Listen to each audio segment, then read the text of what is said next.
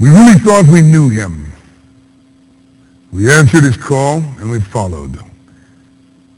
A mismatched band of men we were, sailing off into tomorrow. I never knew a man to work so hard and spend himself like him. And at last I saw him finally lay down as though light was growing dim. The darkness came, as did the wind, and that lake became a beast that howled and roared and reached for us, 13 mortals, for its feast. All I believed now seemed a lie, and nothing made any sense. Waves of terror washed over my soul, each one even more intense. And I felt my way to the back of the boat, to where I saw him lay. So human was he that in his fatigue, despite those pounding waves, he slept. Like a man unaware that there was any reason for fear. Like one who knew just where he was going and what he was doing here. Then one angry thought broke through my fear. As my panic reached its peak, it erupted out as a hostile question I could not help but speak. "We're going to die," I cried out loud to the one who led us there. "You said let's go over. We're going under. How is it that you don't care?" And at first he said nothing, but seemed to be struggling with a mind not fully awakened. Straight from his dream into our nightmare. Still, he wasn't the least bit shaken. Oh, he stood up suddenly and steadied himself. With one hand he held to the ropes. Like holding the reins of a stallion, he rode that rising and falling boat. One hand on the ropes, one hand in the air as we cowered along the sides.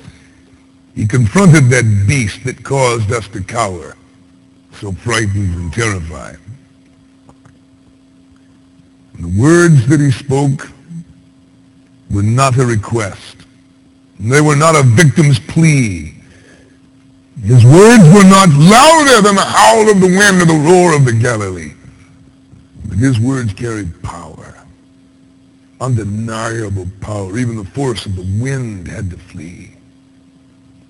Mightier than the thunder of great waters, mightier than the breakers of the sea. He spoke to that wind like it was a dog. His command muzzled its jaw, and it fled with its tail tucked between its legs as we huddled in silence and awe. Everything was quiet upon hearing those words. The water, the earth, and the sky. Nothing was more silent or speechless than we who just witnessed this with our eyes.